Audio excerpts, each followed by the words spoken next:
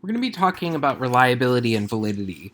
Reliability is the idea that you are measuring something consistently over time, and validity is the idea that you are measuring what you think you're measuring. Ideally, a scale has both properties, so that you are measuring depression when you think you're measuring depression, and that you are consistently able to measure depression using that scale over time or with repeated observations or sort of independent of the particular context. So we'll talk through each, both in terms of quantitative and then also about the notion of validity for qualitative work as well. For reliability, again, it's that idea that the measurement procedure or the sort of scale you're using gives you an equivalent score when the phenomenon is not changing. So if your depressive symptoms are stable, that repeated measures over time, or that if your depression is the same that and no other things are going on, that two different observers should be able to see the same symptoms.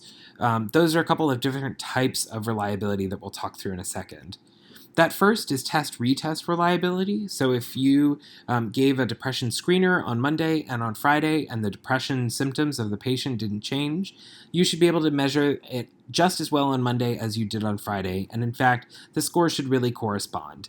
So how closely related are measurements of a fixed phenomenon, a process of depression that isn't changing, at two different points in time? And we have different ways of measuring that, typically with Cronbach's alpha, which is on a scale from 0 to 1, where we'd like scores of 0.8 or greater. Some of the assumptions of that are fairly strong, that test-retest reliability assumes that the phenomenon hasn't changed in between two different iterations of the scale's administration, which is to say that the thing you're measuring on Monday isn't different than the thing you're measuring on Friday.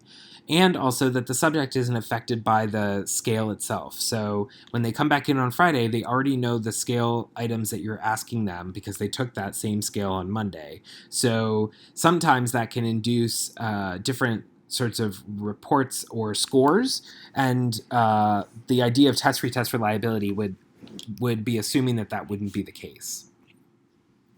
Internal consistency reliability is this idea that you are measuring the same thing consistently over time in the context of your particular scale. So this is sort of an internal process of consistency where, say, for instance, you have 10 items that are measuring a given phenomenon and all its dimensions. And if you took the first 5 questions and the second 5 questions and gave them to two different groups with some equal proportion of whatever it is that you were trying to think about, depression, for instance, if they had equal depression sort of symptoms in those two groups, that you would get the same scores. So that the first 5 questions in your scale are operating just as well as items 6 through 10 of measuring the same phenomenon. So it isn't that questions 1 through 5 are doing a really good job, or they're measuring a different phenomena than what the second set of questions are. And again, you can assess that with this idea of Cronbach's alpha. So again, the idea of internal consistency reliability is that you are measuring something consistently with the same scale, and that within that scale itself, that there's some sense of kind of internal coherence to all of the items, that they're all looking at the same thing.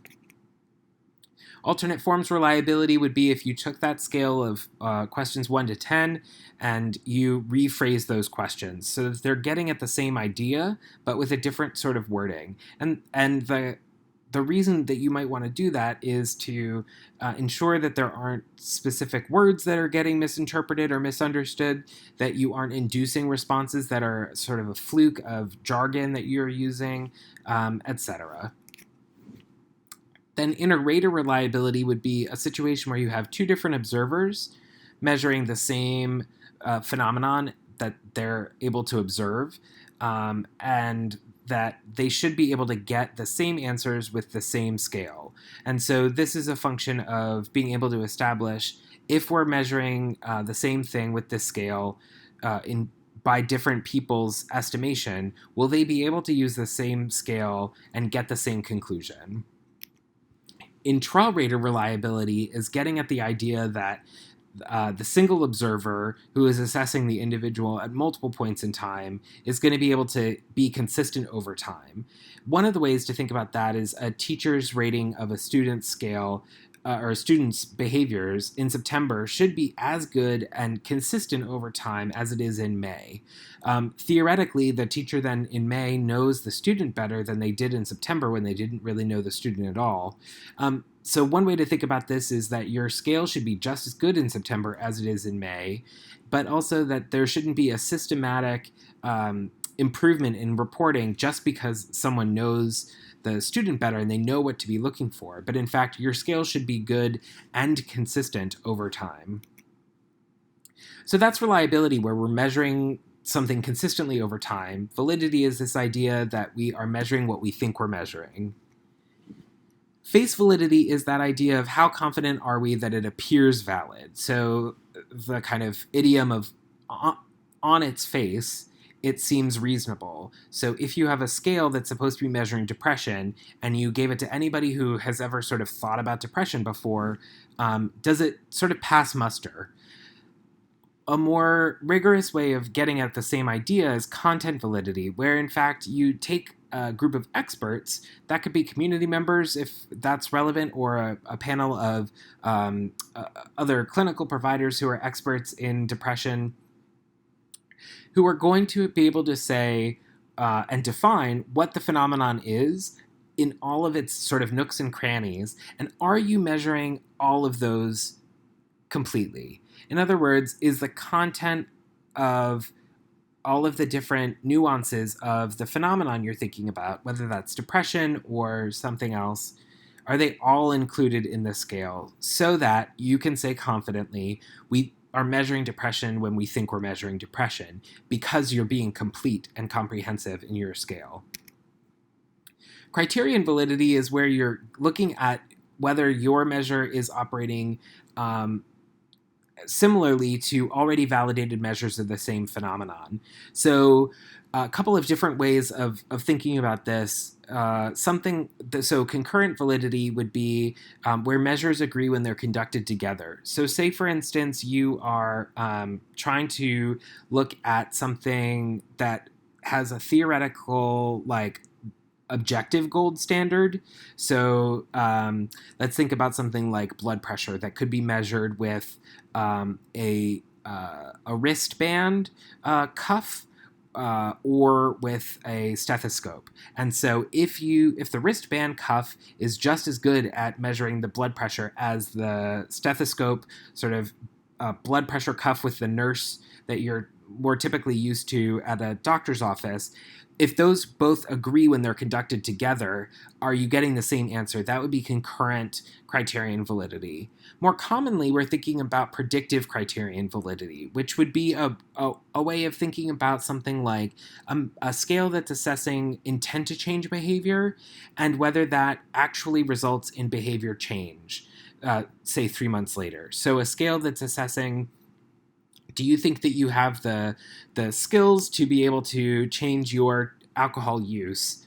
That kind of scale, if it's predictive of actual changes in alcohol use, that would be predictive criterion validity in a way that measuring intent to change behavior is what you think you're measuring, because you can evaluate that it resulted or it reflected actual changes in behavior down the line. Construct validity is thinking about, are the measure that you're using, is it related to other measures that are kind of relevant in the specified theory? So that may be things like discriminant validity. Is depression different from anxiety? And can you, if you were to include both a depression and an anxiety scale, can you discriminate what's about depression from what is anxiety? Convergent validity would be the kind of construct validity where you had two different measures of depression, and are they going to converge, so to speak, on the same general answer? And then there's also factorial validity that is really looking at whether there is a single domain that you're measuring or multiple subscales that you're trying to measure. So that idea of if there are multiple dimensions of depression, is your measure of depression capturing all of those different kind of subscales, and how are all of those related to each other. This factorial validity is a little bit similar to internal consistency reliability. They're kind of getting at similar kinds of ideas.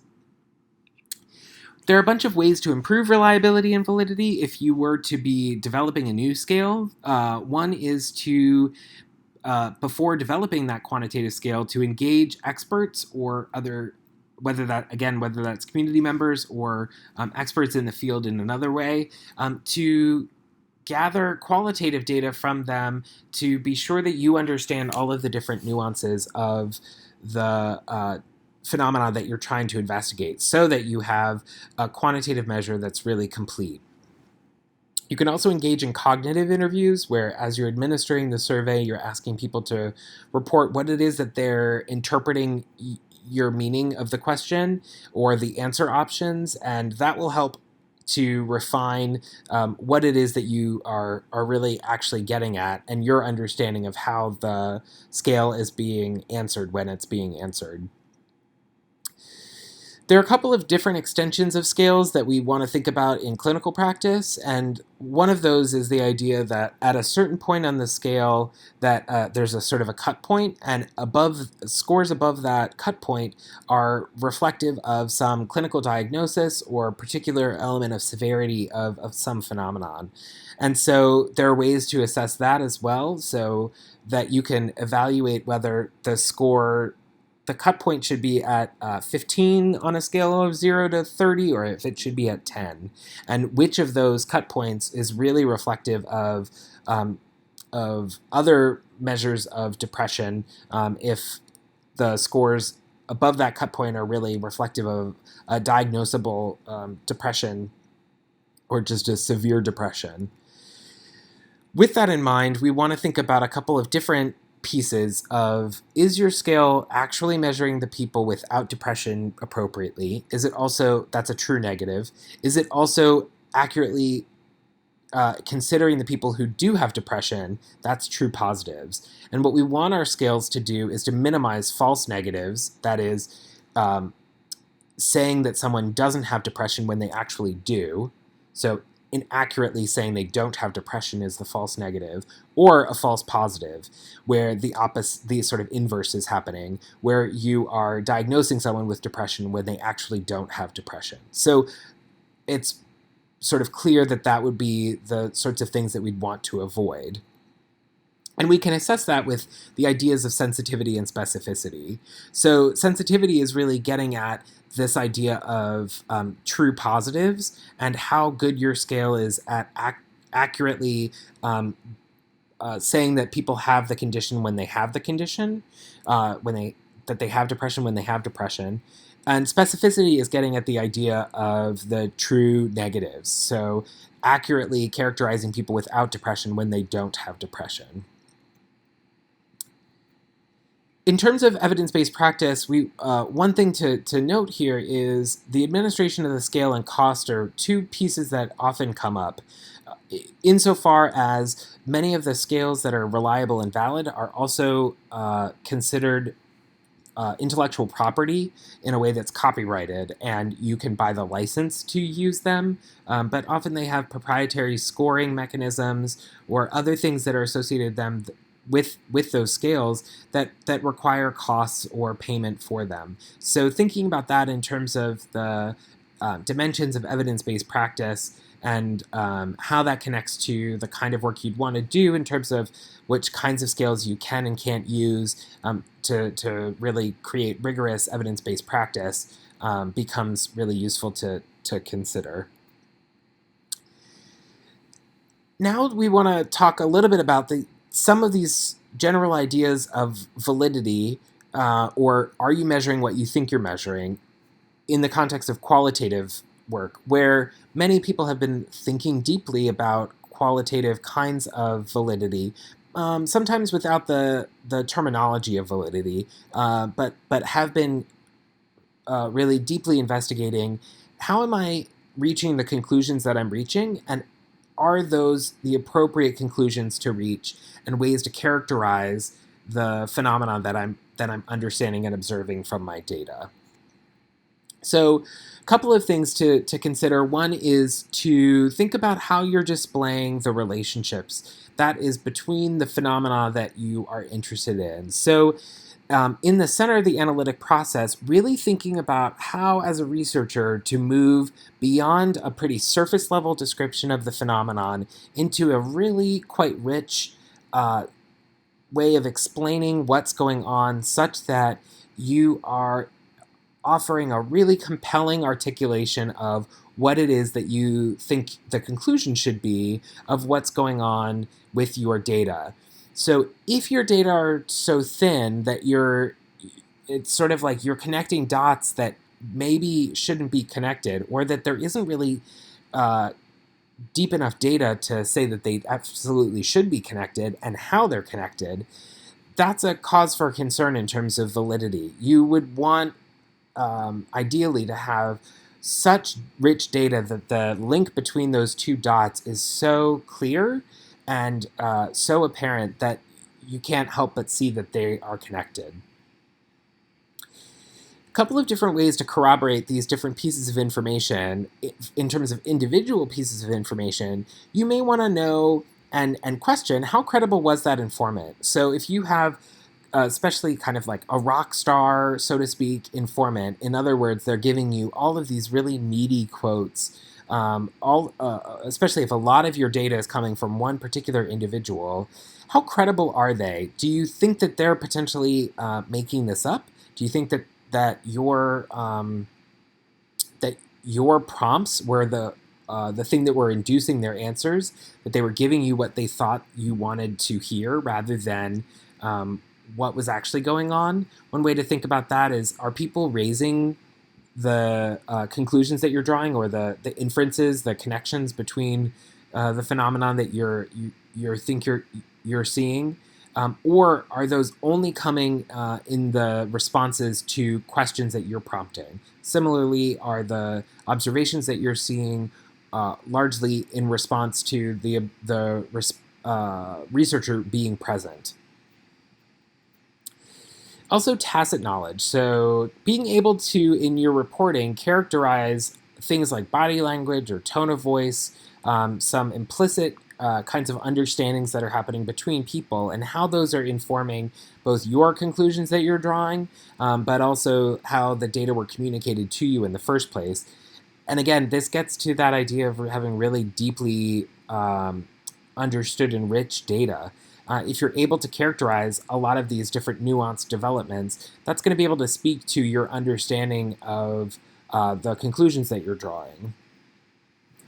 Peer debriefing is another opportunity for a researcher to go to their own peers, either people who work with the same communities or people who have used similar methods, to be able to double check, am I onto something here? If they work with the same community, does this seem to make sense? They're using those same methods. Even just other people who are researchers might be able to kind of call out, this seems like a bit of a reach, or a bit of a stretch, or I don't exactly see how you're reaching that conclusion based on the data that you have available.